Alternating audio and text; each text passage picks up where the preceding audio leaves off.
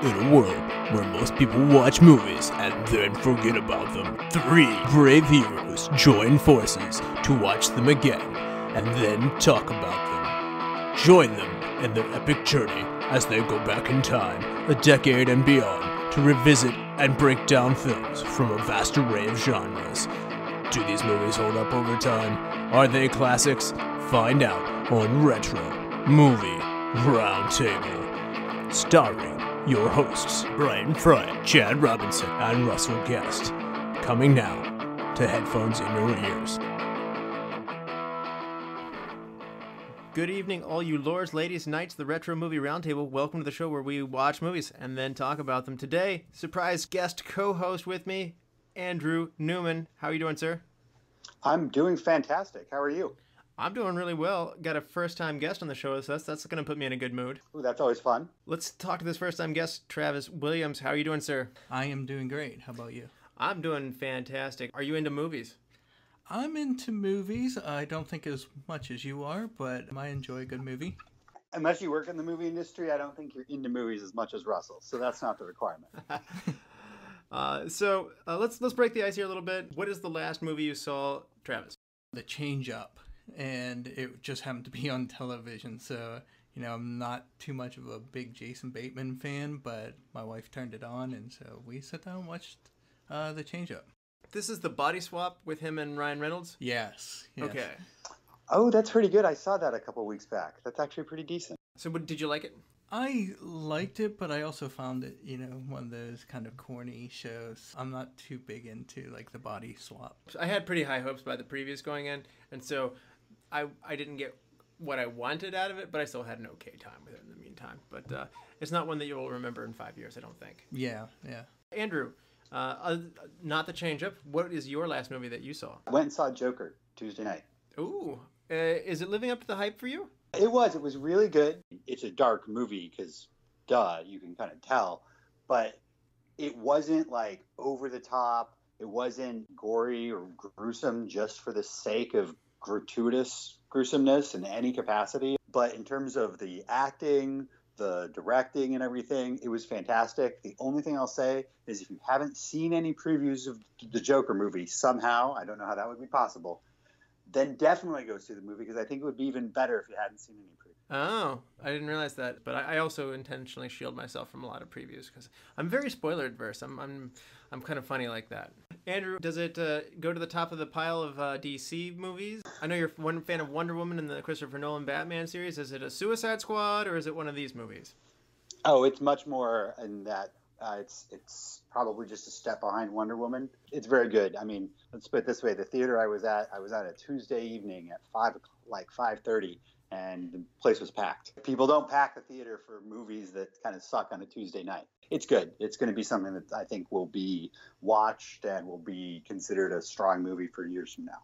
Yeah. Now, Mary and I often enjoy watching the same kinds of movies, so we have a lot of overlap, but I find that most couples usually only have a small overlap or some overlap. Travis, what movie do you and your wife enjoy watching the most together? Probably the Harry Potter series. Our kids were young when it became a thing, but I think the parents kind of grew into it a little bit more than the children did. That's solid. I love that series. Andrew, same question for you. You and Lisa, do you have much movie overlap? I think that the best answer to that question would be football. So football-related movies like Rudy? No. I just literally mean what movies do we watch together? The answer would be football, but I'm just kidding, of course. Actually, the Harry Potter is probably a pretty good one. We both are pretty big fans of that. And we both watch a lot of the Marvel movies together. Outside of that, she tends to more of the chick flick-related movies, I would say, and I tend to prefer more the action-related movies. So that's where our tastes diverge. This is a common thing. This is common. And so what is the first thing that scared you in a movie, Travis? I would have to say Cujo.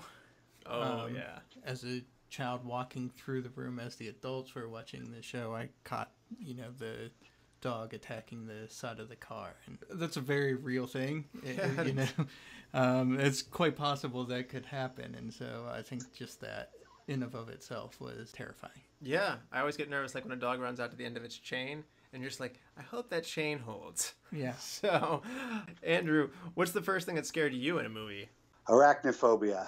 My parents, we rented 2 movies, Arachnophobia and Moonstruck with Cher. Yeah. And I was so scared by Arachnophobia that I did not go to sleep like my father and brother. I stayed up and watched Moonstruck with my mom and sister just so I didn't have to go to bed. Did it make it feel better? I don't know. Watching Cher was pretty scary too. Well, if you could turn back time, you wouldn't have seen Arachnophobia, I guess. So, if only I could find a way. Yes. I think mine was probably The Wicked Witch of the West. Yeah, she got me pretty good when I was young. And I will even say Margaret Hamilton in person form saying, I'm going to get you and your little dog too. Like, she scared me before she was the witch, and then she scared me more when she was the witch, so it got worse. So, yeah, I can see that. Yeah.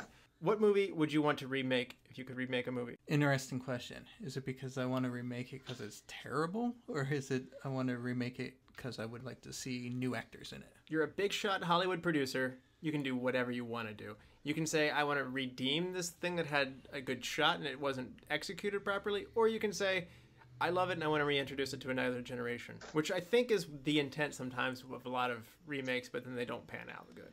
Yeah, a movie that I disliked would be probably the 4th Harry Potter. I feel like they pushed it a little too far. Oh, yeah? Yeah, but if I wanted to remake a movie because I really liked the movie, I'm going to go with the one we're talking about today. Wow, The Shining. Yeah. Okay. And Andrew, how about you? If you could remake any movie, what would it be? Okay, so I promise I came up with my answer independent, but the Harry Potter Deathly Hallows both movies because David Yates, bad things should happen for him for what he did with those movies. And I would, even if we could, I would just I'm fine with the original actors. I just want to shoot what she wrote. I didn't need him going off and creating this weird spinny stuff with Harry and Voldemort at the end. I just wanted him to shoot and film what she wrote. That's all we wanted to see. That's all we need to see when we watch Harry Potter. We just want to see what she writes. That's it. Nothing else. Great minds think alike sometimes. So, as previously mentioned, we're going to do The Shining. This movie comes out in 1980. It is 14th on the box office that year. It grosses $44 million. It comes in behind Urban Cowboy and comes ahead of Seems Like Old Times. The number 1 movie from 1980 was The Empire Strikes Back.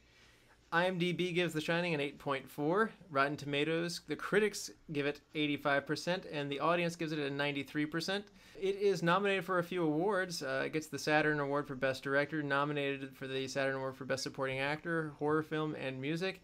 And it won the Saturn Award for Best Supporting Actor by Scatman Crothers. But surprisingly, it's also nominated for 2 Razzies, which are the worst movies. So it gets nominated for Worst Director and Worst Actress. It didn't win either of those, but those nominations seem off. But we'll talk more about that going forward. Travis, why don't you take this one first? Had you seen The Shining before? If so, what were your expectations coming back into it this time, and did you enjoy it now? I saw The Shining about the first time 3 years ago. I kind of wanted to experiment a little bit more with horror films because I didn't really watch them growing up. So I did like to step back where I did The Shining, I did The Exorcist, so... Oh, you're starting at the top. Yeah, so, I did the Conjuring movie, so... Yeah, I really enjoyed it the first time I saw it. And I'd like to tell you there's a lot of movies that's at this level, but at some point you're going to it's going to start to go downhill at some point because you're starting with really good ones. Yeah, I've seen a couple bad ones, so... Okay. But is it holding up for you on coming back to it? Yeah, so I just rewatched it, and I tried to go into it with a different perspective. One of those things, and I think we'll talk about that a little bit more, is what is actually happening in the movie. Because the big question is it a haunted hotel? Is it just a person going mad? And so I tried to approach it with a different view this time, and it's one of those things where you're never quite sure what it is, and I think that's what adds to its greatness. Yeah, it's a fun one to come back to. Andrew, what about you? Had you seen The Shining before? So this is kind of funny. I would have swore to you that my answer would have been yes, and I'm certain that I had seen at least the ending of it, the last half hour before. But upon rewatching it, I got to tell you, I don't think I'd ever sat down and watched it from start to finish until a couple days ago, which is funny because I've now watched it 2 days in a row. Did it change your perception of it, watching the whole thing, I assume? Yeah, I definitely seen the full beginning. I know, there's just at some point in the movie, you're like, nope, I've never seen this scene before. So I started to realize maybe I just hadn't ever actually watched the full thing all the way down. It was really good. I really enjoyed it a lot. I mean, it was good enough that I watched it yesterday and the day before. That's a good one.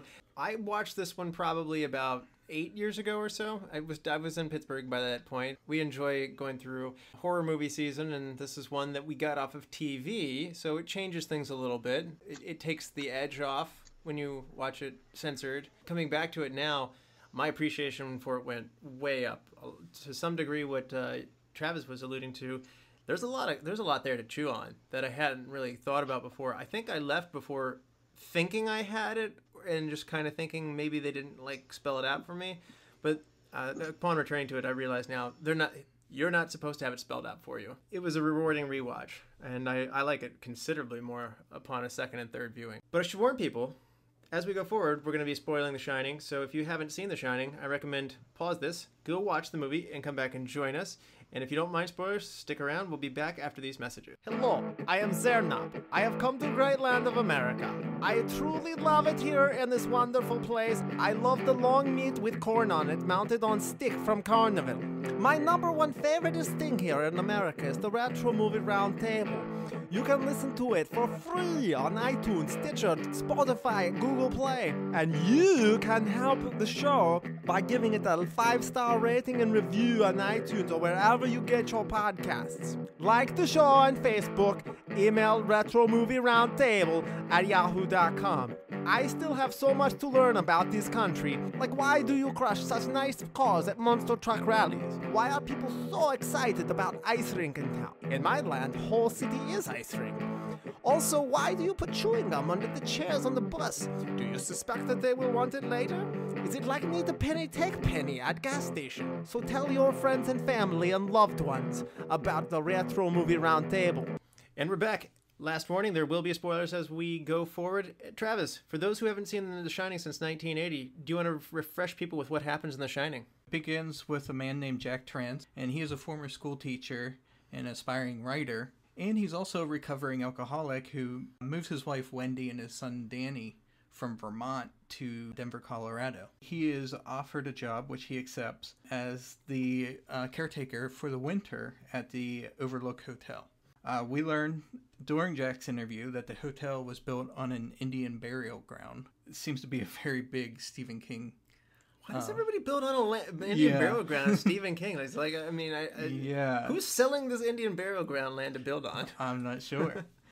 And 10 years prior to that, the caretaker, Charles Grady, went insane and murdered his family before shooting himself. All this information doesn't seem to dissuade Jack from accepting the job, as he is excited. He wants to be in this solitude kind of place so that he can work on a novel. So during Jack's interview, his son Danny is seen talking to an imaginary friend Tony, who shows him a premonition of the horrors that await him at the Overlook. Danny collapses, and while being examined by a doctor, Wendy admits that Jack quit drinking when he dislocated Danny's arm after returning home drunk. This is when Danny begins his conversations with Tony. When they arrive at the Overlook, Jack takes a tour with the manager, and his family goes to the kitchen with the cook, Dick Halloran. Once he's alone with Danny, he reveals to him that they both possess what he calls the Shining. It seems like, by the description in the movie, is that he has the ability to telepathically communicate with each other. Danny sees a vision while they're sitting together about room 237, and he asks Dick about it, who sternly tells him do not go near that room.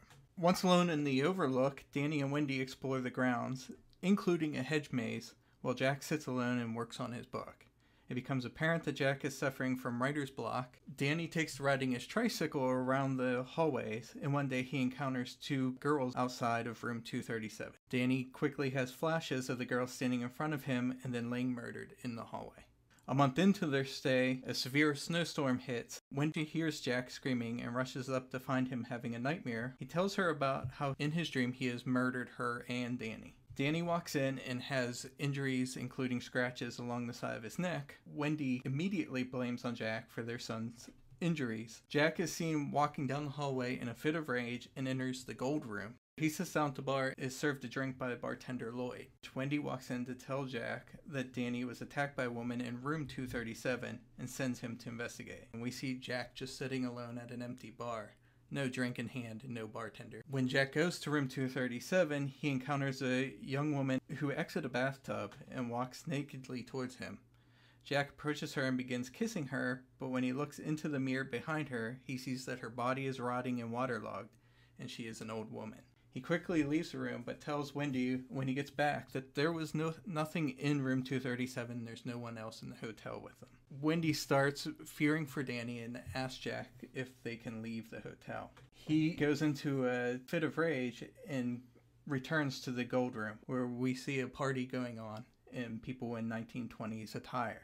A waiter then spills drinks on Jack and escorts him to a restroom so that he can help clean him up. The waiter has a conversation with Jack and tells him that his name is Grady. He also starts to inform Jack that his son is now telepathically having a conversation with Dick, and that Jack needs to correct his son as he has corrected his family. Wendy gets looking for him and finds his typewriter with partially completed page. On the page is written many times over, "All work and no play makes Jack a dull boy." Jack appears behind her and asks her, "What do you think of the novel?" And when she starts fearing from him, trying to get away from him and begging that they leave, Jack starts to scream at her and corners her on the stairwell, at which time Wendy knocks him out with a baseball bat and drags his limp body into the storage cabinet in the kitchen. Jack is then approached by the ghost of Grady, who promises to let him out only if Jack will remedy the problem of his family. Danny, back in the room, goes into a trance and starts mumbling over and over again the word red rum. And he grabs Wendy's lipstick and starts writing it onto the bathroom door. Wendy wakes up and tries to console Danny, but when she sees the writing in the mirror and realizes it is the word murder, and Jack appears at the door. Jack attacks the door with an axe, and Wendy and Danny lock themselves in the bathroom. Wendy gets Danny out the window, but finds that the window is too small for her to fit through. When Jack makes a hole into the bathroom door and tries to reach in, Wendy slices his hand, and Jack quickly retreats. He is then seen stalking the hallways with an axe, and when Dick Halloran shows up on his snowcat and walks into the hotel to try to help the family, Jack attacks him with his axe, killing him. Danny then jumps out of a cabinet and runs out into the hedge maze, where Jack follows him. Danny realizes Jack is tracking him by his footprints in the snow because Jack is nowhere to be seen, and starts to walk backwards and in circles to confuse Jack, which seems to work. And when Danny exits the hedge maze and leaves on the snowcat with his mother, Jack gets lost inside, quickly gives up, and freezes to death in the hedge maze. The next day, the picture in the hallway shows Jack amidst a bunch of partygoers in 1921. One of the things I want to talk about early on here is this movie, I guess Stephen King wasn't so kind to about, was that his book and the movie have a lot of differences in there. Andrew, had you seen anything about the controversy between King and Kubrick on this? Yes, I have. Essentially, it's kind of what you were initially alluding to about whether or not it's the house that's haunted or whether or not it's people, and that the ending in the book versus the ending in the movie are obviously very different in terms of what happens. So Kubrick immediately upon reading it was like, yeah, I know I'm not doing that ending.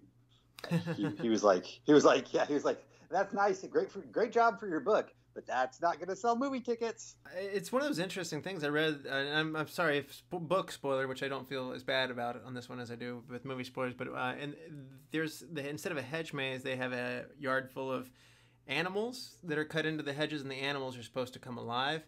And in 1980, that would have been a difficult thing to achieve, but also I don't think that would be as good. No, it's very like fantasy kind of horror. Yeah. Which a lot of Stephen King's is. To me, that feels a little Goosebumps-like. Yeah. I wouldn't be too interested in seeing that kind of action going on. Also, Stephen King wrote like the initial plot script for the movie itself, and Kubrick threw it out. Yeah, he did. So Stephen King wasn't very happy about that to begin with, and I think whether he liked the movie really or not, he was never going to admit to that. That you could be right about that, just being sore about that. Regarding, Stephen King being a little more of the fantasy side of horror, I would honestly say that the only difference between him and Game of Thrones is in his stuff, people don't wear fur. It's a good point. One of the direct Stephen King quotes, because he was quite salty about this. Stephen King was quoted as saying, while he admitted Kubrick's visuals were good, he said it was all surface and no substance. He said, it's like a great, big, beautiful Cadillac with no motor inside. You can sit in it. You can enjoy the smell of it, the leather upholstery. The only thing you can't do is drive it anywhere. So I would do everything different. The real problem is that Kubrick set out to make a horror picture with no apparent understanding for the genre. Everything about it screams from beginning to end, from the plot decisions to the final scene. So he's not just a little bit sad about it. He's very outspoken about it. So Yeah. Well, I think he has one real leg to stand on here. The book that Jack Nicholson finds in the book, it's that he finds this that's been left there, and that's what starts turning him crazy. And in the movie, they basically only show it in a scene once, and that's actually a driving force in the book.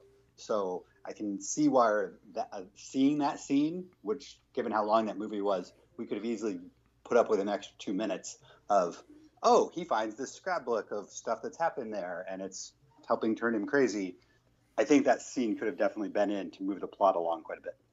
Yeah, and King didn't stop his criticisms at just Kubrick. He criticized the cast as well. He thought either Michael Moriarty or John Voight would be better to play the role of Jack Torrance. He was critical of Jack Nicholson, saying that he seemed insane before he ever arrived at the hotel. Yeah, I can see that, but I also kind of feel like the character itself, even from the book, he's an alcoholic that's kind of fell off the wagon, and now he's trying to recover from that.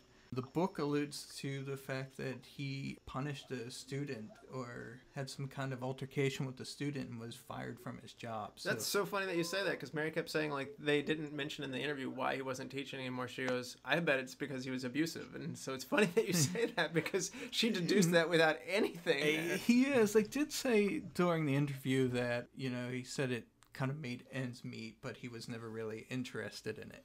Yeah. Stephen King also criticized Shelley Duvall as Wendy. He said Wendy was supposed to be a blonde former cheerleader type who never had to deal with any problems in life until now, and that would make it more terrifying. He felt that Duvall was emotionally vulnerable and appeared to have gone through a lot in her life already, and that's the exact opposite as what the character should be. So he said, she's just there to scream and be stupid. He said it's one of the most misogynistic characters ever put into film. So again, laying on the criticism for Kubrick. Andrew, is he right about any of this stuff, or where do you stand? Do you like Nicholson and Duvall? I like Nicholson. I do not like Duvall. Okay. Not a fan of hers. I actually wanted to bring this up when you mentioned earlier about the box office. Giving her credit where it's due, I believe that like 2 slots ahead of this was the Popeye movie where she plays Olive Oyl. Yeah. And so, I mean, think about that. That's one heck of a year to have the Popeye movie and The Shining. But honestly, I mean, she was not good in this movie. And I'm not a very big fan of hers to begin with, but I can understand why Kubrick had to do 87 takes with her sometimes. Okay. Another big difference in the book, although this wasn't called out as much, is Danny Torrance's imaginary friend Tony is not given much explanation in the 1980 film. There's a lot of ambiguity there, and there's a lot of ambiguity in this film. And Tony in the book is actually Danny's adult self. And Tony is his middle name, or Anthony is his middle name. And so in the book, Danny sees an adult version, although he doesn't know it's himself, speaking to him on his half, and he's like a benevolent protector to take care of himself and his mother through this difficult time, which is really compelling. And I like that. I think that's a good premise of a whole nother movie, but I'm glad Kubrick didn't go that way at the same time. Again, it gets back to it's fantastical. Yeah. To me, Danny come off in the movie as being slightly autistic. He behaves in ways more like a child with autism, and I think that adds to kind of the character. Not that he can time travel or do whatever. And it's kind of played down a little bit in the movie. Again, the Shining part of it. So, Danny can see the future, Danny can see the past, and Danny can talk to people. Clearly, Dick Halloran doesn't have those same characteristics, although they say they're the same, because he took an axe to the chest and never saw it coming. You know, there's not much of an explanation over what the name of the movie is. Some people shine, some people don't. Yeah, and some a little bit more than others, I guess. Yeah. It's interesting, in the source novel, Dick Halloran survives, although not so much in the movie. Jack attacks him with a rogue mallet, not an axe. There's some differences in that as well, so big differences. I'm having a hard time seeing a mallet being a scary. Yeah, they kind of show this. So there was a mini-series that Stephen King did, so he had his opportunity to present the movie in the way that he felt that was appropriate, and it was kind of a flop. It kind of shows that Kubrick did the right things, but, you know, rogue mallet is basically, I know it as a croquet mallet, and I don't see it as anything that's going to withstand much of a hard swing. That's fair. I still don't want to get hit with one in the head, but yeah. No, I think one time, but, you know, Jack does the same thing to the door in the miniseries with the mallet, which is near impossible. I don't think you break through a solid door. It's a crappy hollow frame wood door from the 80s, maybe. Yeah. Andrew, why don't you give us a cast rundown of the major players here? Okay. Well, I think the most important is Jack Nicholson, as we've already talked about. Shelley Duvall as the wife. Danny, I'm forgetting his last name, as Danny. Danny Lloyd. There you go. Interesting thing about him I just wanted to bring up real quick. Reason why that I think maybe he came across as seeming autistic is he had no idea that they were filming a horror movie. Yes.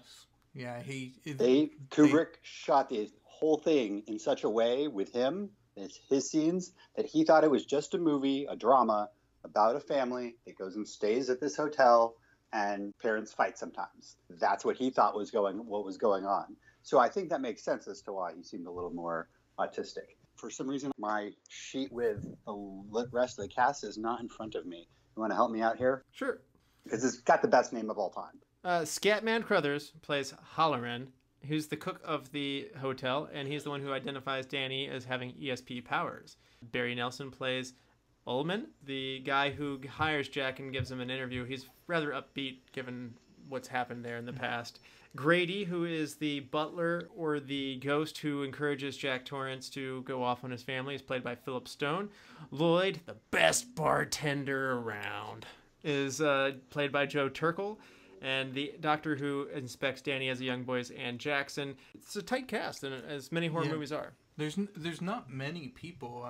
A lot of the movie is filmed where it's just the three family members. Yeah. And occasionally the ghosts, which, you know, we can get into this a little bit more, but, you know, I kind of question that they are actually ghosts. Yeah, we'll get into some of that here in a minute, but let's talk about the cast here a little bit. It's interesting. One of the fun facts that I saw is Danny Lloyd would move his finger on his own, just kind of spontaneously did it, and during his audition when Tony was talking, and they liked it and they had him do that. So that whole wiggling your index finger like going, Danny's not here right now, Miss Torrance. Like, so creepy. Yeah, I agree with that. I mean, it's creepy to watch, and as a parent, what would you be thinking? But it didn't seem to bother her. No. Jack Nicholson claimed that the scene where Jack snaps at Wendy and interrupting his own writing was difficult for him because he himself had been a writer, and he snapped at his girlfriend, and so he kind of drew on some bad memories of yelling at her, things like saying, like, if you hear me typing, if you don't hear me typing, that means I'm working. So he dipped into character there. Andrew, what would you think if you saw Robert De Niro or Robin Williams in the role of Jack Torrance? I think I could buy the De Niro just fine, but my gosh, the number of movie roles that I read about that Robin Williams got considered for in the late 70s and early 80s that I'm just like, thank goodness they did not pick him for that. Nothing against Robin Williams, but no. I can't, like, basically imagine Mrs. Doubtfire swinging an axe. I think he's gone darker than that. Oh, man. So there were some other actors. So believe it or not, De Niro and Robin Williams were strongly considered for the roles. I'm kind of glad Williams didn't get it because his career would have gone a very different way had he done this, I think. Yeah. And other actors who this is more falling down the list, but these are more allegedly by according to the internet. You got Harrison Ford, Chevy Chase, Martin Sheen, Leslie Nielsen, James Brolin, and Christopher Reeve. And gosh, I can't. Christopher Reeve why would you put him in that? Superman, Yeah, he's too nice. He actually was in the Children of the Damned. Yes, he was, but he's a good guy in that still. Yeah. I don't know that's the right role. I mean, to me, I would just love to see Gary Busey. I think, if anyone can pull off crazy a little bit better than Jack Nicholson, it's Gary Busey. So I kind of want to see him in that role. Gary Busey's shining. Okay. Jack Nicholson, you guys, it's interesting that you guys had mentioned Shelley Duvall and that she has gotten a lot of criticism for this. She got nominated for a Golden Raspberry at the time, and she wasn't necessarily celebrated for it. But Shelley Duvall was timid and dependent in playing Wendy, and that she had to be somebody who would kind of take this kind of behavior from Jack from the beginning. So Jack Nicholson read the novel and wanted Jessica Lange for the role of Wendy, and he even recommended her to Kubrick. But Kubrick convinced him that Duvall was the right choice. And in a documentary making The Shining, Kubrick's fierce demands on everyone, Jack Nicholson admitted to having a good working relationship with him, but he picked on Shelley Duvall more than anyone. He gave her a hard time. He treated her badly. He would give her no sympathy. He told everybody else around her to give her no sympathy. He treated her very badly to put her on edge. I don't know if this is just because he treated her badly or if this was a method direction way of trying to make her feel bad. Yeah, trying to... she's playing a part in Kubrick's film. She's an abused wife. The family's abused a little bit by Jack, and I think he wanted that feeling of someone run down that's been abused, and so he did many takes of scenes. I think it was 148 takes for the bat swinging scene. So, and he did these kind of things just to kind of put them at a place where they were physically spent and they were in a position of what they actually would be in if the things that were happening around them were real.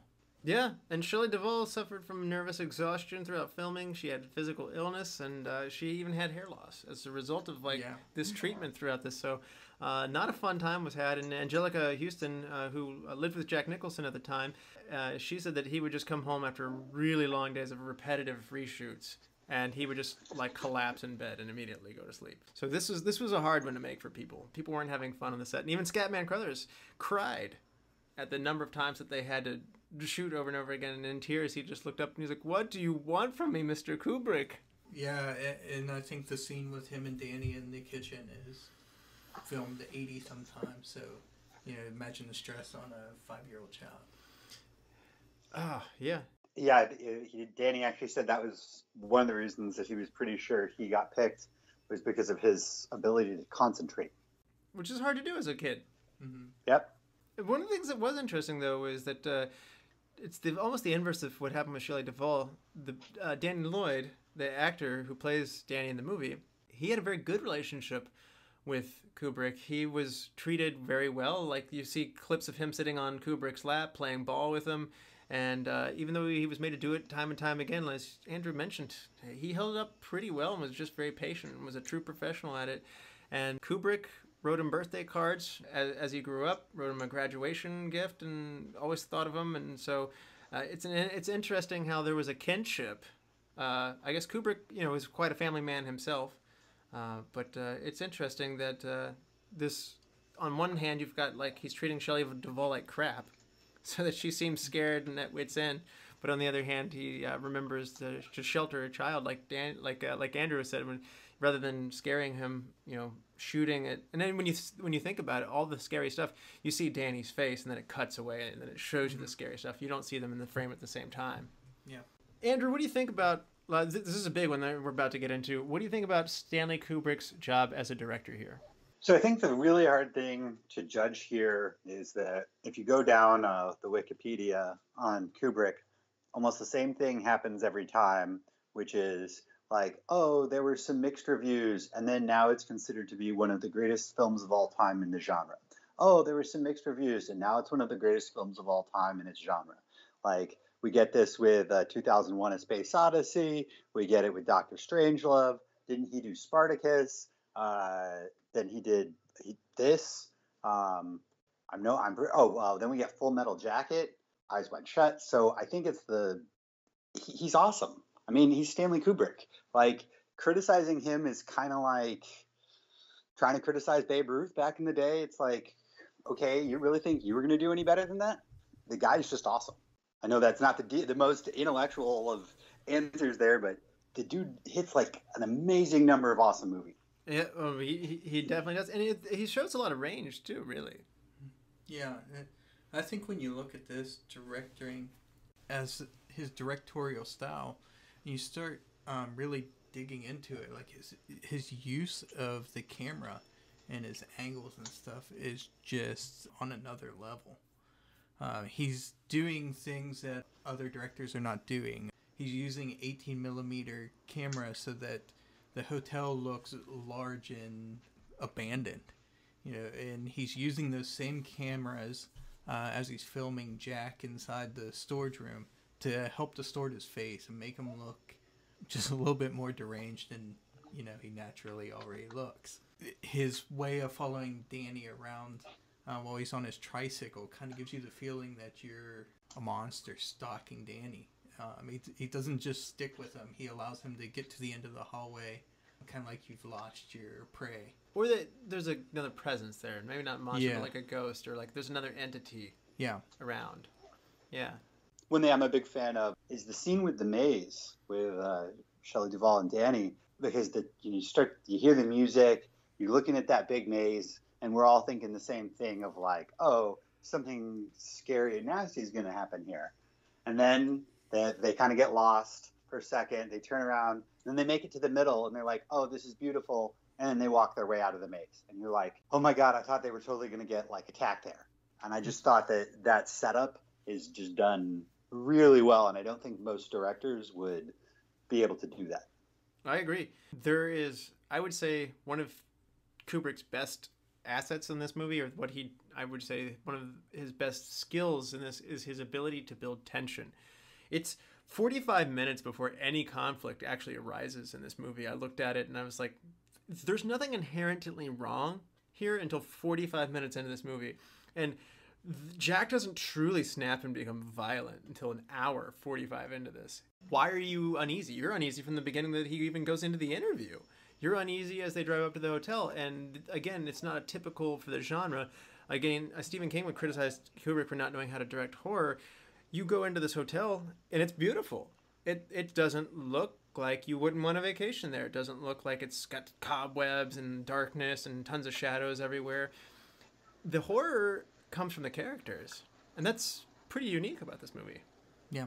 And to your point, Travis, there's a lot of great cam work in this, and when you go back and watch The Shining, look how many one-point perspectives there are. You go down these corridors, one-point perspective. You go down the hedge maze, one-point perspectives. You got a lot of these long, narrow, there's symmetry, but it's unnerving. And what it does is it gives you a sense of being confined, like you don't have anywhere to go. Even though this is a very big hotel, it does give you that sense.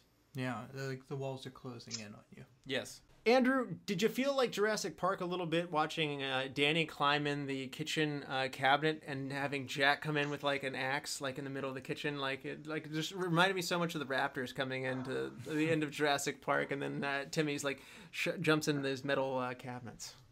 So what you're saying is that since this came out first, is that really Jurassic Park is an homage to The Shining? I honestly think it might be. That's a great scene in Jurassic Park too, by the way. I love that scene in the kitchen. I'm totally with you. Everybody knows that. Anybody that's seen that scene, particularly our age, because that movie was iconic for us. That scene holds up very, very well. So yeah, I definitely agree there. I have to say, can we talk about the biggest flaw outside of we mentioned some of the things earlier that, hey, he could have stuck with the book a little bit more and had things make a little bit of sense. Is the biggest flaw is what everybody does at the end makes like no sense whatsoever. Like particularly the way that Danny's running back into the house, she's like, oh, I know, I'll drag him into this thing. And it's like, I'm sorry, but he said he was going to kill you. He said he was going to, and he didn't say he was going to kill you. He said he's going to bash your head in. Maybe you bind him up. Like, you got a child there. I don't know. Maybe this isn't one of those times where we show tons of compassion and mercy. Maybe we just go grab some cord and make sure that he can't get up, and then we go to get to help, and then we come back. And if he died, I'm sorry, he died. He said he was going to bash your head in. Well, she locked him in a room full of dry goods, which is supposed to be pretty, that like he's locked away effectively. And I think that's a moment where the film acknowledges that there is supernatural presence there, because that is the first time that you're not sure that Jack is not just schizo or like losing it. You like the whole time you're questioning, is the house haunted? Is Jack going crazy? Is this writer's block going and becoming insane? Is the house affecting him? Is what he heard about what happened in the house influencing him? And when Grady's ghost actually unlocks the door, physically, there's a physical presence that unlocks the door. That's that moment late in the movie, Andrew, that you're like kind of like that scene where you're talking about, like, aha, there is something here. Yeah, well, I think that if we weren't certain that there was something here, the scene where Shelley Duvall, the hotel room door opens and she sees a guy in a furry costume performing a sexual act on one of the people that works at the hotel. Like, I think if we didn't know that there were other people there than Jack Nicholson, and it wasn't just his imagination, that firmed it up pretty strongly. No, you're right. There's also unless you think she was just imagining that too. There was a guy with bleeding drinking a tea rather pleasantly, like, hello, I'm drinking tea and I'm bleeding. I think that was right after that, and so that's why I went with the the furry blowjob. Yeah. And I think the scene that you're talking about, what's amazing to me about that is she's just locked her husband, who has threatened her life, into a storage cabinet. She goes and grabs a knife and goes back up to her room and falls asleep. Who really does that? There's no way off the mountain. Remember, she goes to the snowcat and it's cut up. She's stuck. Yeah. She's stuck. So there's no way of getting out. Yeah, but do you think you sleep at that point in time? Because she runs out of the snowcat with the knife. So, I mean, like, where else are you going to go? You've got nowhere to go. Yeah. The radio contact's pulled out because he pulled out the radio contact. There's no phone contact. You're not going to walk 25 miles in snow. I mean, you'll die. So what else would you do? Yeah. I mean, I think I'd be waiting. I don't think I could fall asleep at that point, but... I was sitting there thinking, I was like, you locked him in the place where half of your food is. You have nothing but frozen meat to get through the next how many months, which is probably enough food, because there was a lot of meat, but I am saying it's like, nothing but meat. Yeah. You're on the Atkins diet now. What's wrong with this kid that he doesn't like lamb? Yeah, that's true. The part that I kind of question is, they go through this whole part at the beginning with... it's built on the burial ground, and hey, our caretaker 10 years ago murdered his entire family. Right. And you gotta wonder, like, what did you do for the last 10 years? Who else has been there? Like, there's nothing going on. It's almost like a, I hate to keep referring to Harry Potter, but it's almost like the Care Magical Creatures teacher, or the... Defense Against the Dark Arts. Yeah, no one stays and does this job for multiple years. I was literally going to say the same thing. That was funny. You're not liking Jack right away in the beginning when they're like, do you think your family's going to be okay with it? They're going to love it. It's like, didn't ask, didn't care. No little boy wants to go, like, live in isolation for, 8 months. Okay, I got to say, though, if, like, when I was a kid, my parents had been said that's what we're going to do, me and my brother would have been like, wait a second, we don't have to go to school and we get to run around a huge hotel all day and like play. Yeah, I think we'll be just fine with this decision. You get to play with two twins who want you to come play with us forever. Not so much fun then. No. So the filming actually originally was supposed to take 17 weeks, and according to Variety magazine, the film actually took 200 days to shoot. So, however, according to Gordon Stansworth, it took even longer than that. So it took about 51 weeks to do. So Kubrick's grueling pace led to a long, drawn-out work. So Kubrick is a perfectionist. He's done this in other movies. He just shoots over and over and over again. So... Andrew, do you think that's excessive? Or, I mean, we never saw the edits, of course, but does it pay off? I mean, it's a wonderful movie, but I have a hard time believing that the first 40 takes were so bad that we would have gotten a much worse movie. Like, that's hard for me to believe, but at the same time, the people aren't very clear on what they say, of what a take is. So like if he's having you try with different lines and and he's got, if each take is legitimately different, then it's worth it. That's a masterpiece. And Kubrick shot the film in script order, so that actually helps the actors, build that like level of that progressive layering of insanity that is building up. So again, trying to get the actors to feel the build. I'd say it does show on the. I would argue it shows more in Shelley Duvall than Jack Nicholson. I do see some criticism by King of saying Jack does seem like if he's not crazy yet, he's one step from crazy. Yeah, but I think that's the intention. Maybe. Andrew, you're a Star Wars guy. This is shot in the same studio that Empire Strikes Back was, and a lot of the snow is the same snow that you get in Empire Strikes Back. They made a ton of fake snow here in the Everleigh Studios in London, England. Kubrick, again, he was here for a long time. They actually had to delay subsequent movies here. Kubrick's the man, so he got to do it. Oh, I did not know that about that's Empire Strikes Back snow. That's right. That snow had a very profitable year then. It did, yeah. So the Hedge Maze snow is also the Battle of Hoth snow. I thought that was really interesting in the behind the scenes to get that fog in the atmosphere. They pumped this fog into a studio. It looks like it's shot outside, but all of this is shot inside of a studio for the most part. And the lighting inside was really yellow and warm. And they put a filter on the camera to like drain out all the reds and stuff like that to make it look cold and blue. It's really surprising. All that daylight that's pouring in the hotel, those are really bright lights in the studio. They said everybody running around the snow out there, it's 90 degrees inside of a studio. And that's just pretty wild. Yeah. They wore a lot of heavy clothing in filming. So I think at some point she's wearing a pair of pants and a skirt over top of it and a long shirt. So, that would be sweltering. Yeah. You can see, actually, once I read that, or I saw that Jack Nicholson is like sweating as he's running through the hedge maze, and I'm sitting there like, it was 90 degrees in the studio there. No wonder he's sweating as he's moving through. Plus, it makes you seem a little bit crazy if you're sweating and then it's in the middle of a blizzard outside. So, yeah. What did you think about the lodge that they were in, Andrew? Oh my gosh, it's gorgeous, right? Yeah. It's supposed to be based on a hotel in Estes Park in Colorado, I think. Have you been there? You growing up in Colorado? No. I've never been there. I just looked up some stuff for the movie and found that's what it's based on. But, there's a lot of lodges like that because not everybody was into skiing when, at the turn of the century. And then very quickly that changed. And so there's some really gorgeous hotels and places that it can be pretty difficult to get to. But the inside, oh my gosh, like it's phenomenal. Like, wouldn't you love to stay at a place like that? Sure.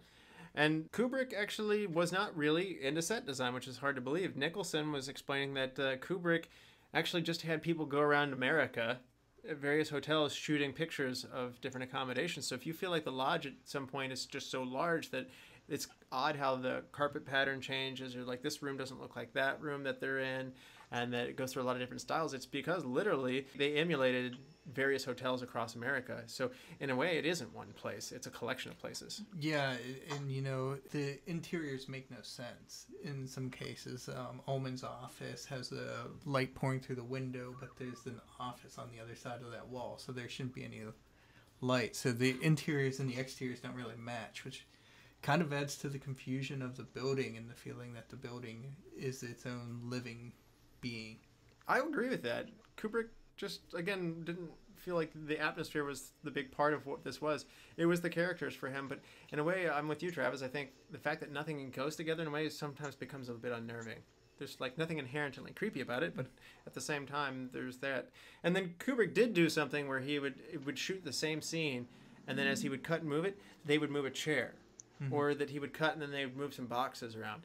And what that's doing is in a subliminal, it's totally subliminal. You're not going to sit there and go, oh, they missed that chair. Like, that's a continuity error. It's not a continuity error. They're doing it to mess with you. They're putting you on edge. And another thing that he's doing to keep you on edge is he's always moving the camera. If you think that there's a little bit of shakiness to it, it's deliberate. Like, he's trying to always make you feel like you're on the... It doesn't let you get settled. So. Yeah. And this was one of the first films to use the Steadicam technology, and creator of the camera was like, it's used to its full intent in this movie. And, you know, if you watch kind of the behind-the-scenes stuff, you can see, you know, a person running behind Danny with this camera. It kind of, you know, looks like a selfie stick in some ways, but, it, you know, they're running through the hotel with this camera, and it's not jerky like the Blair Witch. It's much more smooth, I feel. Yeah. I also thought it was interesting, as we're talking about themes that go through here, there's a lot of red in this movie. The elevators, the blood that comes out of the elevators, the corridors that he's going down has a lot of red in the carpet. Shelley Duvall's dress, or the collar, turtleneck was red. There's a lot of red in the kitchen. It's just one of those things where I think that's a horror movie thing to me. It makes me think of blood. And so there's like a sense of threat that's around. So you know, as architects, you kind of learn that red kind of brings out anger and stuff in people too. So apparently it also makes you hungry, because McDonald's is yellow and red because yellow makes you move fast and red makes you hungry. So they want you to eat and get out of there fast. Yeah. Speaking of, the McRib is back. I had my go. first of those yesterday. As a kid, I didn't like the pickles on the McRib, but now as an adult, I appreciate it. Oh, I'm a strict no pickles, no onions guy on my McRib. Okay, so that's how I used to do it. Fish, though, I don't like the pickles on the fish. Okay, so swinging that back around to The Shining is, you know, they don't they address the huge amount of food, but then they don't really like talk about food that much, because that place is huge, and 3 times a day, like, there's no other food options. So that means 3 times a day, somebody's got to go down there and cook. And they don't really show that in the way that, like, I think that they could have if they were going a little more, if this were, say, a Netflix miniseries, right? I think that we would see more of those, that day-to-day aspect causing some of the friction and some of the isolation, the going crazy. Because even in, you know, the late 1970s in Denver, Colorado, you're probably not eating all your meals at home. That's a good point. And Shelley Duvall walks through the corridor with a tray, showing you how far to get to the room that she had to go. But it shows that they don't show her in the kitchen. You're right about that. But I think there is like a refrigerator and stuff in the apartment when you first see it. When they walk in. The interesting part of that is it's a hotel and it's meant to feed several guests. So you gotta think of, you know, you're opening a 5-pound ham. You're not. That's right. They did show her like opening up like a whole huge can, like the size of a paint bucket, like to just get some fruit out of it or something like that. I'm just like, well, I guess we're eating fruit all day. Yeah. It's one of those things where the premise is, you know, to make it scary that they're staying in this big hotel, but in reality, you know, why would you just have one guy taking care of this huge building over the lapse of 5 or 6 months? You know, you should have like a skeleton staff, but you should have some staff there. We did talk about Shelley Duvall being pushed into being uncomfortable. I also read that Jack Nicholson, in order to keep him agitated, they served him talking about food here, they served him cheese sandwiches for 2 weeks straight, and he hates cheese sandwiches. So just to kind of like make him angry, it reminds me of Hugh Jackman when he said he wanted to play Wolverine, like to get like in Wolverine mode, he took like all cold showers to be like, and it made him angry and like, you know, gets you all tense and ready. Apparently Jack Nicholson is a cheese sandwich for Hugh Jackman. It's a cold shower. So that unleashes the beast. If we're talking like, you know, some higher end cheese, that might not be so bad. But if we're talking, you know, regular old, when you're a kid, the sliced American cheese, that's awful. That's like cruel. Cheese product. The kind of government cheese that you're going to eat in a van down by the river. Anyway, Kubrick here, he's very an operatic director. It's not about being real. And he is quoted as saying, real is good, but interesting is better. I thought it was interesting. Where did you see him taking the fact that you don't really know what's going on? We touched on this earlier, Travis, but as you're watching this movie, particularly the first time that you watched it, what are your impressions of this as you're going through? Because for me, I thought like Danny was being possessed by something evil. I thought he was bad. Well, I think the premise overall of the movie is that, you know, because we got a hotel built on an Indian burial ground, we've now got like this living, breathing hotel that sole purpose is to collect people. Yeah. And Danny is like the prize to collect because he shines. And so the hotel wants to absorb that ability. And I think you see that when Grady is telling Jack to correct his son. The big part of it is that it's the hotel attacks the family, I think, all of them in one way or the other. But Jack is actually the unstable person. And so he is the one that the hotel is able to crack.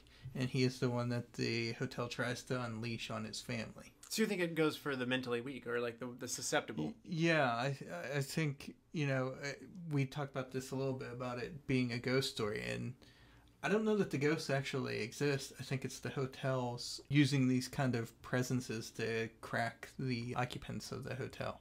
Now, why it doesn't do this to the other staff during regular hours or regular business times during the summer when it's open, it's never really covered. But I think once you got 3 people versus hundreds of people passing through, it's a lot easier to like continue to drill into these people the madness. Stuff really starts to pick up once it snows. Like with that first snow that comes in, that's when stuff starts to go down and the communication goes out. So maybe there's a degree of once you're trapped, captive audience. I had a much different take on it, I guess, particularly with the ending when we see that, you know, Jack Nicholson's character was actually there at the July 4th party in 1921, right? Yes. And it's when Grady says, "I've always been here, and so have you." Mm-hmm. I think and so I think that's the idea, is that there was something that happened with this hotel that the staff or certain members of the staff are part of it, and even if they're reincarnated, assuming you believe in that when you come back, that at a certain point in your life, you're going to come back to the hotel, and if you're one of the twitchy, crazy ones, when you come back to the hotel, you kill your family. That's actually what was similar to Mary's take. Mary felt like that Jack was a reincarnated soul of Grady, and that they were one and the same. Oh, okay. And so that she felt like this happened 10 years ago, and it's cyclical. Like this, like almost like it comes back every 20 years, like the clown. It's also Stephen King, also Burial Grounds, Pet Cemetery. I mean, so anyway, sorry, but she felt like this was going to happen again in 10 years. Yeah, but if it happened 10 years before, then he couldn't be Grady reincarnated, because Grady he was still alive when Grady did that, right? Yeah, that's a good point. Yeah, I kind of looked at it as that picture was the sign of the hotel has collected him. I believe that the picture has been added to over time. I believe that it's a live document, and that when the next person snaps and goes crazy, they will then be added to the 1921 photo. That's the collection. It's showing the people it has collected. That's kind of where I went with that photo.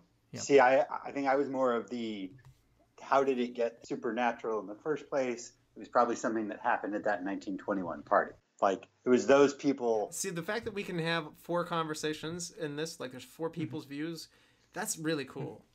Yeah, and it hits me like, you know, kind of like the Fight Club or Sixth Sense. Okay. Where, like, you can't watch the movie once. You got to watch it several times to really understand what's happening. Oh, absolutely. But I mean, Kubrick is making it ambiguous on purpose. And I would argue, I don't know if you would agree with me, Andrew, does the ambiguity make you more uncomfortable and like give you a sense of creepiness as you watch it? I don't think so. I think because he definitely could have done a lot of the similar things and made you more scared. But I think that he went for more suspense horror as opposed to hack and slash horror. Yes. You know, where it's just like blood everywhere and everything. And I think that was, you know, I think he could have done more and still been very successful. I think this was the way he went. But I think that the ambiguity had more to do with him not wanting to get stuck with what Stephen King, with Stephen King's book is. I think he wanted to have the audience wondering at the end of the day, oh, exactly what happened. I don't think it's so much that it adds to your being scared or anything like that. I think it adds to this right here, what we're doing right now, discussing. I agree. I think that's the main. Kubrick never, and this goes for his other movies. I remember studying this in 2001 when we did the 2001 episode, which you can go back and check that out from 2018. We did that one, and In that Kubrick, I remember, never would spill out or explain or decipher his movies for people, but he really enjoyed watching people try and figure it out and put stuff out there. So the fact that we're doing this now was part of what he liked. More fun camera talk, though. The smoothness of the camera at the beginning, that beautiful opening scene, like right away you know that you're dealing with some good cinematography as the camera goes over these beautiful landscapes. Somehow the soundtrack, though, which we'll get into later, is already off, putting you on the edge despite these beautiful views. But they actually rebalanced and calibrated the blades of a helicopter to work with the vibrations so that the camera would compensate for that to get the smoothest helicopter shot possible. And then we're talking about there's St. Mary's Lake in Montana, which they're suggesting it's Colorado, but still it's Montana. But right off the beginning, he hits you with it. The corridor scene that Travis was mentioning earlier with the twins in it, and as you're following Danny around, they rigged up a wheelchair that had mountings on it, and they had like pull grips so that this camera would go adjust to the angles as needed on the wheelchair so they could follow Danny around on his big wheel around the set that they had created. It was just really impressive. They used a wide-angle lens to make the hedges, which are actually only about 8 feet tall, look like they're 12 feet tall. Mm-hmm. And one of my favorite ones is the filmmakers tend to strictly always follow a 180-degree rule. This is a neat thing. When you watch movies, if you'll notice, there's two characters in a scene, and character A is on the left, character B is on the right. And they may change the angles, but they're always going to keep character A on the left and character B on the right. They always do that to keep you oriented because it messes with you as a viewer. Actually, Fight Club might not do that at a certain point. But Kubrick breaks this rule strategically at one place, and it's where Grady is talking to Jack in the bathroom.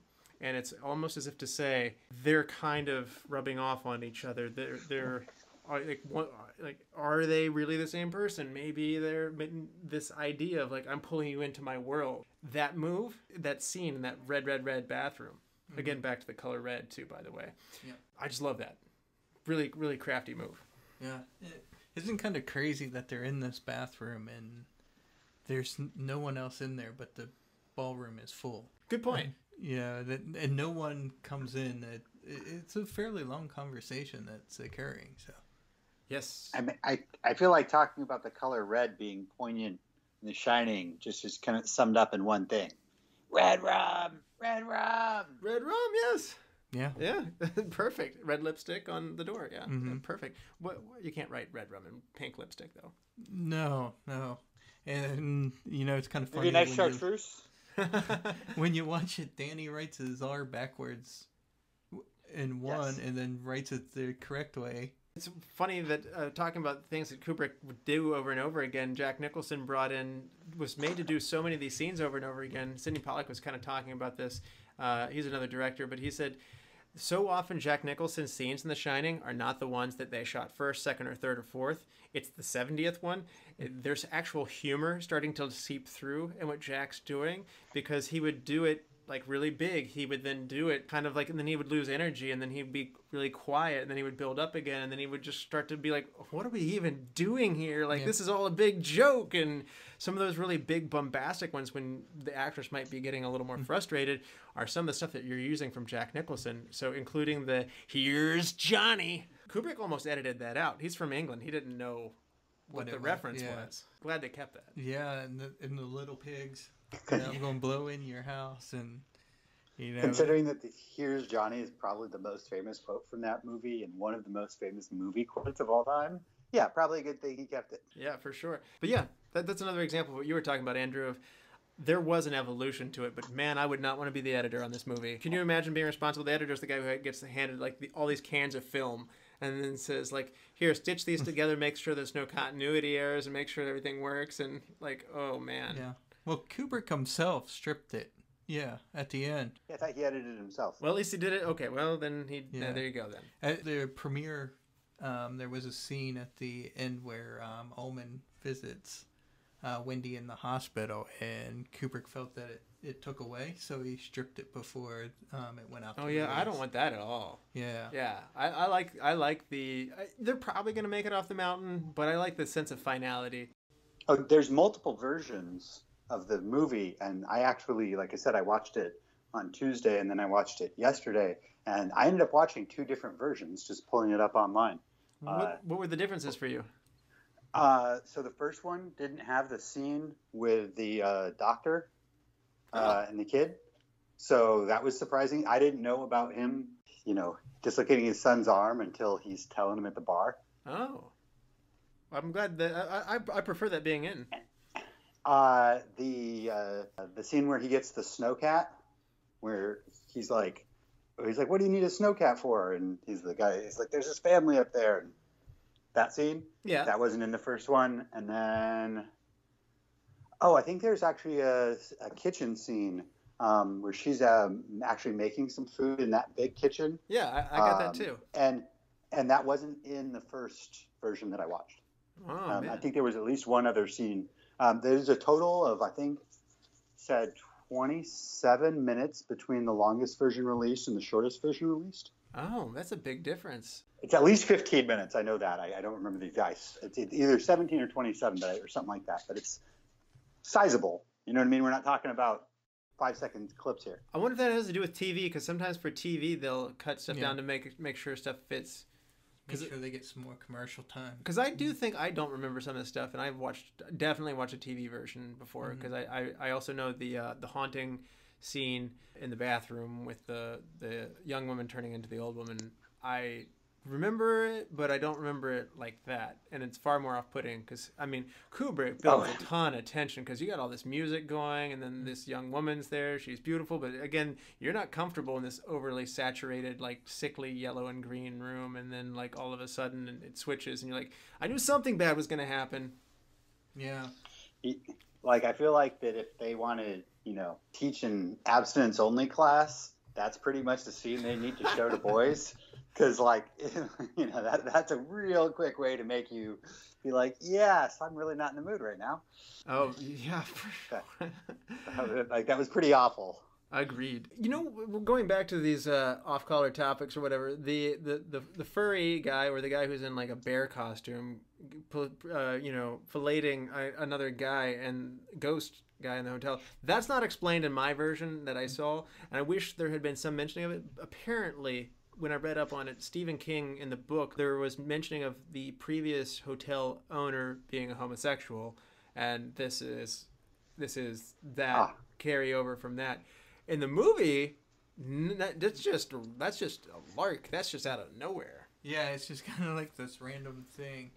And, I tried to go into this and liking, or at least trying to understand Shelley Duvall's character, and I think I did a little bit more the second time around.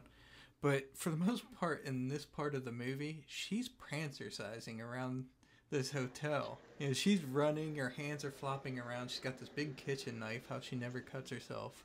I don't get it. And she's seeing all these things while her son is being chased by her husband with an axe out in the maze.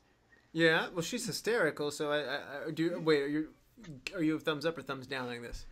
This is the one part, I can't forgive her for in the movie. I think the second time around watching it, I started to realize, hey, she's actually really playing this part well, at least the way Kubrick wants it to be played. I actually would contest that. I think she does a great job at the end. She loses it well. Yeah. I agree, like, her southern accent in the beginning doesn't totally make sense, but there is a frailness and a vulnerability to her that helps. Yeah, and she seems flighty. I think one of the hardest things I had at believing, or one of the things that I thought made me suspend my disbelief was like, how's that tiny little skinny lady gonna drag Jack Nicholson all over this hotel down to the dry goods room? Yeah. Or he's waking up and she can't figure out how to pull the pin out of the door. I was gonna say, you gotta at least put him like on that like gurney where she like served the food earlier or something like that, because that little tiny lady is not dragging that big man around all by himself by his ankles. Yeah, the first thing she's gonna go do is she's gonna go tie him up first. There's no way that's what that's obviously what she's gonna do. She's going to make sure that he can't move, and then she'll move him around. Maybe that's another scene Kubrick cut. Maybe he said, hey, Danny, do you have any tape? You mean Scotch tape? Yeah, sure. No. Then why did you say that? I don't think that Kubrick cared one iota about whether or not continuity or things made sense. I think all he cared about was, are you scared? Did I do a good job of that? Are my audience at the end of it like, holy crap, that movie scared me. Clearly, we are talking about it now. It's one of the greatest horror movies of all time. So he was right, but the continuity in the plot makes very little sense. I think that I read something, I don't know if this one, Russ, if you saw this, but that apparently there were several scenes in which Shelley Duvall was supposed to have longer monologues and have more speaking parts than just her screaming or just her kind of being a wet blanket when Nicholson yells at her. Yeah, I don't need that.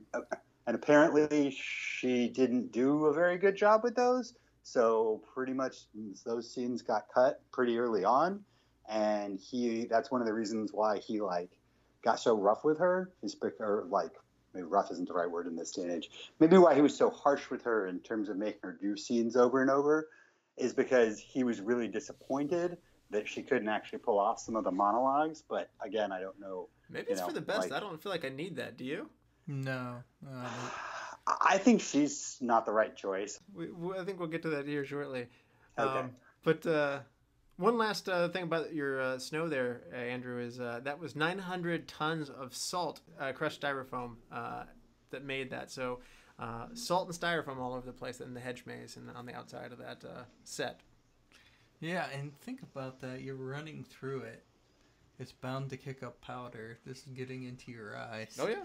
You know, so it's just it probably adds more to the stress in the scene. Yeah. Can you imagine late 70s UK, some guy, he's trying to pick up ladies at the club and they're like, what do you do? And he's like, I'm in the salt and styrofoam game. Salt and styrofoam. You might have ever heard of a movie called Star Wars. You might have ever heard of, I don't know, Stanley Kubrick. Yeah, I do salt and styrofoam for both those. I love that you went there with that. Oh, so soundtrack. Travis, what do we think about some of this eerie? A lot of it's not really musical per se, but it has some score at the beginning too. What do you think about the soundtrack as a complement to the movie? I think some of it adds to the eeriness of it. I couldn't get over the harsh tones of when the shining portions are happening. It's just so shrill. Yeah, it's a cacophony of yeah, and I'm watching this on my television, which I have a Sonos system, and I have to turn it down. I just can't take that part. So I don't. It's not the best score. I don't know that it really needs music, though. I think at some points it's overwhelming and harsh, but. Wow, I think it's a great compliment. But Andrew, what do you think? Where are you on the soundtrack? I think the soundtrack did for what that type of movies is. I think it's phenomenal. I'm not sitting there thinking about the music as I'm watching it. The music is making me feel the way that whatever that scene's going on, the director wants. So like you said on the opening road trip, the opening drive scene, right? Yeah. Very quickly, we're not sitting there thinking two guys on a fishing trip out in the open country going to catch some good fish and talk about their lives. We're thinking, something ominous and bad is happening just from the music right away. So I think that through the whole movie, I think that the score and everything done in that way is excellent. That's actually one of the things I have the least amount of qualms with. I have probably no criticisms with, and that's pretty rare for me, Ross. And it's influential. A lot of horror movies today take note of some of these, you call them non-musical musical moments, of taking these instrumentations that are scratchy, even having people's voices over lines, not intelligible. They're not talking to you in the meantime, but it's just eerie sounds, basically. Mm-hmm. This is something movies today do a lot, and this is the earliest I've noticed of it. And I think it's the one that set the standard for a lot of those soundtracks out there. I think Hitchcock did a little bit of that. Okay.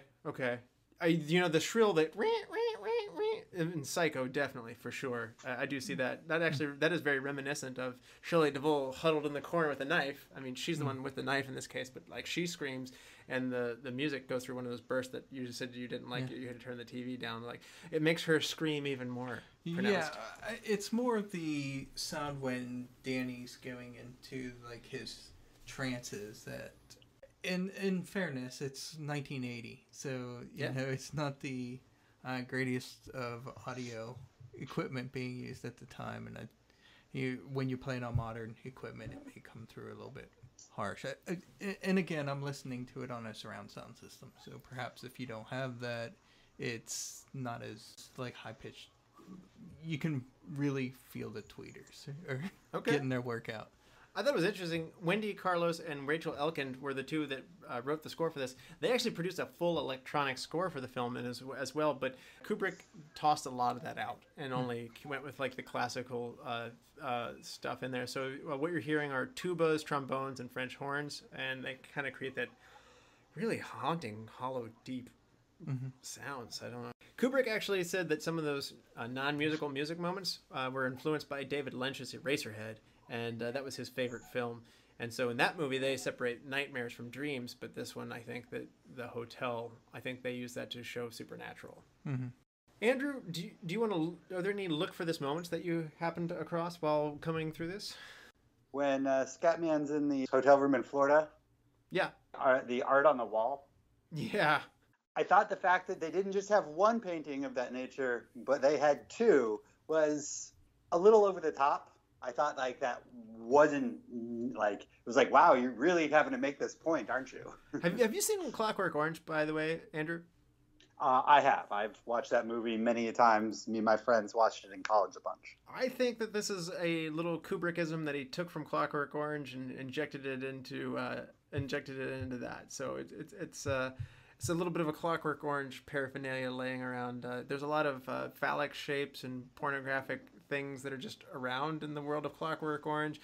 It doesn't fit The Shining, but sure enough, there it is. Although you mentioned that Jack Nicholson's like reading a nudie mag at one point. Yeah, that was what I was going to say. Is Jack Nicholson's reading Playgirl of all things? Playgirl? Yeah, okay. It's a Playgirl magazine, and like there's this big controversy about it because apparently in that issue of Playgirl there's a article on incest, and so people were saying it refers to that he may have more of an abusive relationship towards Danny than. Oh man, I don't want to go there. I just kind of think in this way he's crazy. Well, I was going to say that the normal argument would be he's just reading it for the articles, but you kind of took away that argument from being a good one, didn't you? Yeah. My look for this moment is going to be Stephen King got the idea for the book while he and his family were actually staying at the Stanley Hotel at Estates Park in Colorado. And they were the last guests there before it shut down for the winter. And King and his family stayed in room 217 and the haunted room in the novel. But the film room is 237, so another thing that Kubrick changes. Allegedly, the exterior shots are shown from a Oregon hotel, and that they do not have a 237, but they have a 217, and they didn't want their 217 to be haunted. Bad business move. You should want that. I guess they wanted to change to 237. That's the way that legend goes. They were afraid that people would not want to stay in that room, that they'd be afraid to do so. To the contrary, it's the most requested room. 217 is their most requested suite when people show up. And if you watch the clips, at least on YouTube, of the miniseries, that is the actual hotel that Stephen King stayed in. So that is the one that the book is based off of. Cool. Let's get into superlatives. Travis, why don't you kick us off here with your MVP? It's either Jack Nicholson or Stanley Kubrick, I would say. I'm going to lean towards Nicholson since he's in it. He's Jack Nicholson, and I think the casting was perfect for him. Okay. Andrew, who's your MVP? I was literally going to say, word for word, it's either Kubrick or Nicholson. You know what? I'll go Kubrick, since we've already got a vote for Nicholson, and that way you can cast tiebreaker. Because if you say Shelley Duvall, we're going to kick you out of this podcast. Man, she's getting a rough go around this one. Stanley Kubrick is going to get mine on this one. Again, to take the source material and immediately go into changing it and to make this very psychological movie. There's one of the things that I think that I love that Kubrick does in this. There aren't many horror movies like this. You kind of have been they spell it out for you. They say that everything's going to happen. They say that this has happened here before, that there was a murder here before, that this hotel has a reputation. There's a sense of inevitability that you're marching towards. And the only other movie that I can think of that's quite like this is Rosemary's Baby. And there's such a unique brand to these kinds of movies where it's just like you're watching something that you know that's bad is going to happen, but you can't stop it. The character that's in it doesn't know it, but you know it. And you're just sitting there watching this horrible thing unfolds slowly, and the tension that builds out of that. Kind of like going to a friend's wedding. it's really unique, and I want to give Kubrick a lot of credit for that. There aren't many movies like this. Yeah, you know, like I said, you could go either way. Yeah. Best supporting actor, Travis. I'm gonna say Danny. Danny Lloyd. Okay. Yeah, Danny Lloyd was. He's a good kid actor. Yeah, and ironically, it's the only movie he ever does. Yeah, he's actually a professor now in Elizabethtown, Kentucky. And he did not get to see the movie until he was 17. Well, I think, you know, it's just the part that there's parts in this movie where he's definitely terrified. I don't know what's going on while he's going through the hedge maze, because clearly they didn't have Jack Nicholson chasing him, and him still not believe that he's not in a horror movie. So, I mean, he's acting a different part than actually what the movie is, but it's convincing enough that it works. Oh, absolutely. Andrew, best supporting actor. I'm going to have to go with Scatman. I mean, I think the best thing that I can say is he has to do majority of his scenes by himself. It's pretty much just him. When outside of the one scene with Danny, pretty much the rest of it, it's him deciding, oh, I need to try to go save these people. We spend all of those scenes just based on the hope that he's going to go save them. He gets there and then literally just dies pretty much as soon as he has interaction with a person. No, that's a good point. Yeah. I'm not sure many actors could, upon a rewatch, could I still enjoy his scenes knowing that's the payoff. And I think that every time you can enjoy watching him. And then everybody that's listening to this, go do yourself a favor and do an IMDb deep dive on him. It's a pretty awesome guy. Scatman Crothers, it's interesting actually, Andrew, that you mentioned that he's doing a lot of his work alone, and that you mentioned that Danny did a lot of his work alone. Kubrick actually shoots a lot of people on their own in this, and he shoots Nicholson and Duvall not together hardly ever, and when they are, they're out of one of them's out of focus and not really in the frame. It's his way of saying that these people are isolated and having these moments on their own. So Danny's supposed to be very alone in the hotel, or Scatman Crothers is alone in this moment, and he's perceiving Danny, which makes that ESP that they have even more pertinent. So just more good work from Kubrick there, but you're absolutely right. That's a challenge for the act. So I'm going to go Scatman Crothers as well, like you, Andrew. I just think another interesting story is when he worked with Clint Eastwood the next time. Clint's known for taking very few takes. Scatman broke down in tears and just said, "Thank you, Mr. Eastwood." He's the voice of Hong Kong Phooey as well, I think. Yes. Okay. Yes. And then he did voiceovers, he did children's shows, and then he was like in pretty much every single show in the 70s. I think he got at least one, guest spot on. He did tons of stuff. He's really good here because he emits warmth with Danny right away. There's a sense of ambiguity again. Can we trust this guy? Like, we don't really know if we trust you, but upon coming back to it next time, he's a good guy. So then you see that warmth come through, and then at the same time you see him warning him in a very foreboding manner of like, don't you go near that room. So yeah, hidden gem. Travis. I'm going to say Grady. Grady? Okay. Yeah, Grady is quite terrorizing when you get down to it. I mean, the line, I have to correct them, sir. Yeah. Philip Stone. Everyone knows what he's talking about at that point. He's two different people as well. He's addressed as Delbert when he's in the bathroom. Well, Delbert Grady is his name, yeah. But he's called Charles at the beginning. Oh. When they talk about good catch. I actually didn't catch that. Yeah, when they talk about him attacking his family, they call him Charles Grady. He introduces himself as Delbert. You're right about that. And he goes from like this very helpful guy to... Well, he's helpful. He unlocks the door so he can murder his family. I mean, how can you be more helpful than that?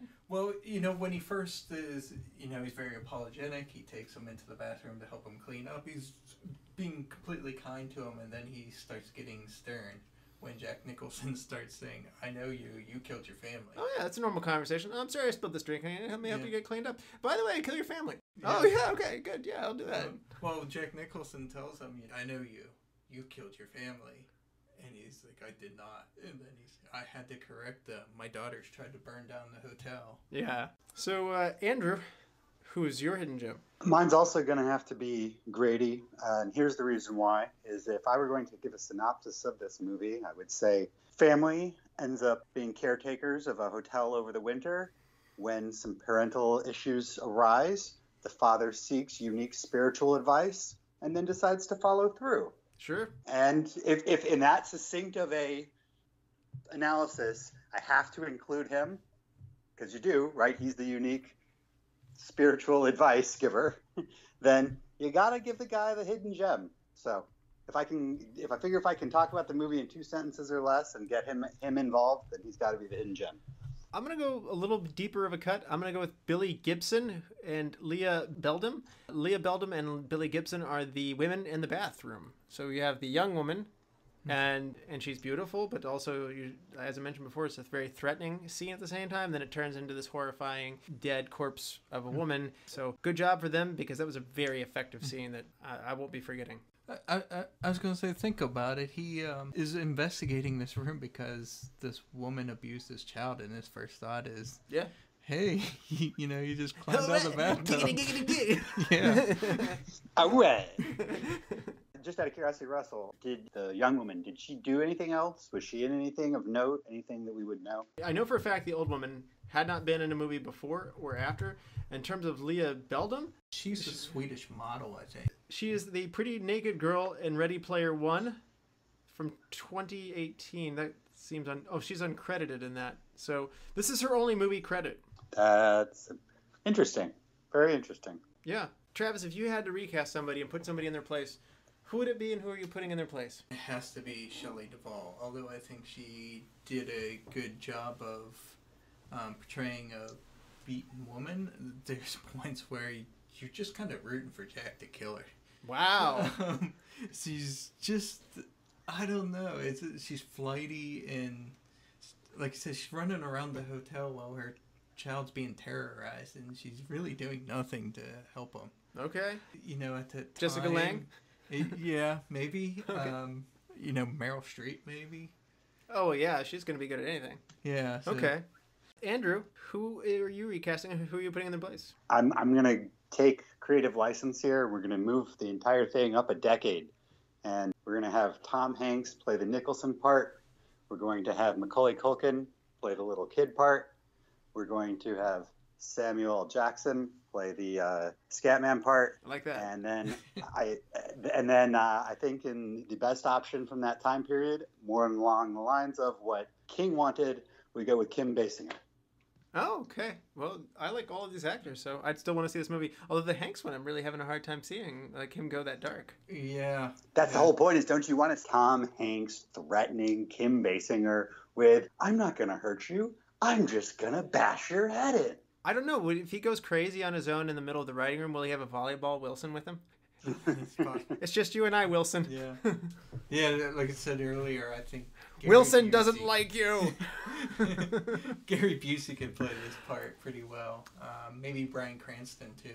I like Shelley Duvall, and I like everybody else involved with this, so I'm going to take a little bit of an easy way out. I actually did not like Lloyd the bartender. He is off-putting, and I know that Grady is off-putting in his own way, but there's no charm to him. He's supposed to lure you into this world, and I want to see eccentric out of this character, but not total, like, I didn't like Joe Turkel's view on this one, so I'm going to go with John Lithgow here.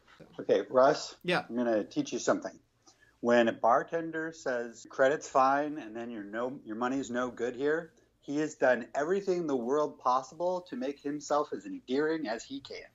Okay? But he is now the best friend and the most endearing person you've ever met in your life. Wouldn't you like an eccentric John Lithgow to say that, though, in this movie? Oh, sure, I could, yeah. Okay. No argument there. Just, saying he was endearing, he gave him drinks for free. That's endearing as heck. Okay. All right, so best shot of the movie, Travis. The bathroom scene, I think, where you start to see, I see Grady as the hotel itself. He's not really a ghost. He's the hotel. Yeah. And the hotel is, you know, pressuring him now that he needs to do these things. It clearly wants Danny, but it's going to use Nicholson in that way. And I said he goes from like being very friendly and open to like kind of pull him in to the point that he gets, you know, you need to do this because your kid's trying to pull in help to save the family. And that's where they break the rule. Yeah. So, Andrew, best shot of the movie. That was a really tough one. I struggled with this because I had 3 rated just very, very highly. But I'm going to have to go with the scene we just talked about where Nicholson enters the bedroom. He's ready to get it on with the young woman. And then he looks at the mirror and sees her back and sees all the decay and that it's an old woman. And that whole scene is phenomenally done. It just, I mean, when you're like, at first time on watching it, you're just like, oh, okay, like this has turned out pretty well for Jack Nicholson, and then like, it's awful. It is awful. So, my best shot's gonna go with the long tracking shot of Danny being followed on his big wheel with the camera on the wheelchair going behind him. It's iconic. It leads down to the corridor where the twins say, "Come play with us, Danny." It's just this is great. This is, to me, that's the image of the movie. And by the way, I love the elevator with the blood coming out of it too. Yeah, it's a little which bit I think of is grape juice, right? I don't remember, but I know that you can't show blood in previews, and Kubrick told people that it's just rusty water. Yeah. To get it to go through. And so, interesting, Kubrick made them do that one only 3 times, but it took them 9 days to set that up between sets. So a whole month went into the elevator that shot too. Yeah. Best scene. It's gotta be Here's Johnny. Okay. no argument. That's like I think we're going to be unanimous on this. I actually am going to go with the one where I like the scene where Shelley Duvall, Wendy picks up the script for the play, or the writings that he's gotten. It says all work, no play makes Jack a dull boy, and she realizes Jack has absolutely snapped. And it's the moment where in the movie where everything is coming like to the climax. We're entering into that, and she's just sad, or she's just crying. She's like, she's lying just to get out. She's like, I'm very confused. I need to go lie down. She's swinging that bat at him, and then he says, I'm not gonna hurt you. I'm gonna bash your head in. Yeah. And like that scene. To me, oh man, that's so good. And by the way, if you YouTube it out there, you can see Jim Carrey with his hair slicked back, looking and doing a Jack Nicholson impression, superimposing himself into the scene. It's still Shelley Duvall, but he is emulating Jack Nicholson so closely. It's amazing. So if you YouTube that scene, you can see Jim Carrey do this. Change one thing, Travis. I've alluded to this a few times. The part where she's running through the hotel and her son's outside. The bear man scene in the bedroom, just without the context, it just feels like something that should have been cut. That never really. Yeah, I'm with you. That's a good one. Andrew, change one thing. Just include a scene where we get Nicholson reading the scrapbook from the hotel. So just include that so we understand a little more the influence of that he didn't just snap day one, because that's kind of my issue with the scene you just named, Russ, is all the writing is all work and no play makes Jack a dull boy. So you're telling me that basically he was typing that the day that they got there, like day 2? Like that seems a little bit just that. Include that. Give me a little more something of that early process of why he loses it, and I'm all in. Well, I think that scene in of it itself is showing that he's not a real writer. In the sense that he hasn't really written anything. This is his first book he's trying to write. Yeah. And it just shows like how hard this is, that you just can't say I'm a writer, but the idea for a book comes to you pretty quickly, but then when you sit down and put a pen to paper, it's not that great. And I think they delve into that a little bit when he's throwing the tennis ball at the wall early on. Like, I have nothing. And therefore I'm just going to sit here and throw this ball against the wall. I'm going to go with something close to what Andrew said here. I'm going to say I want a warmer Jack Torrance to start the movie. I want to see the car ride up. Instead of talking about cannibalism, I'd like to see him make his kid laugh and say something reassuring to his wife. Make them actually feel better about going or something like that to this hotel. There's a coldness in him, and I know that he's a recovering alcoholic. I know that he's battling his demons, but there's something transformative that we don't fully get with his character. It's like I said, he's not all the way crazy at the beginning, but he's only one step away from it. Yeah, I believe this guy snapped in a month. Yeah, and that's kind of King's argument too, that he's supposed to be an everyman, and Jack Nicholson just looks crazy from the very beginning. But, there's context there that they believe that Stephen King is actually writing this guy as himself, because at this point in time, Stephen King is a recovering alcoholic himself. Yeah, and he did sell, there's a story where his kids are in his papers, and he yanked his kid out. Like he said, I wanted to kill him. Yeah. And there's a redeeming quality at the end of the book. Like, he tries to save the family. Russ, I was going to say, take a picture of yourself the next time you don't get any sleep all night. And I have a feeling you share that with the rest of us. We'll all be like, yeah, you look pretty crazy. You look like you could snap in about a month. My eyebrows are up like Jack Nicholson's right now. My hairline's back. Well, best quote of the movie, Travis. All work and no play makes Jack a dull boy is a good one. But Here's Johnny is just too iconic. It is iconic. Andrew, best quote. It's Here's Johnny. Stop taking all my answers, man. Oh, man. I'm going to make that a clean sweep, but I'm also, just for diversity's sake, also equally famous is Come Play With Us. Forever. Yeah. Forever. Those twins are really creepy, by the way. Mm-hmm. And it's been done many times over since then. Oh, yeah. I also felt that the Red Rum. Oh, man, this was a very quotable movie. You're right. Yeah. I also like, honestly, in a normal movie, this could be up there, but like, well, you don't have to worry about that with me. Yeah. That's like dark humor. Yeah. I like that one. Oh, man. Regarding the quote, I know this isn't exactly a quote, but one of the things that I think has been so impactful with this movie is not just all of the influence on different horror genres, but literally some of the things that they do in television paying homage to it. I think the best one being The Simpsons, the Shinning episode. Yeah. Do you guys know that one? I think I do. It's just it's just a complete knockoff. It's one of their Halloween episodes, and it's that they're going to go take care of Mr. Burns' lodge. Groundskeeper Willie has told Bart that he is the Shinning. They added an N in so they didn't get sued. And it's, the same thing, except instead of it being all work and no play makes Jack a dull boy, it's no TV and no beer makes Homer go crazy.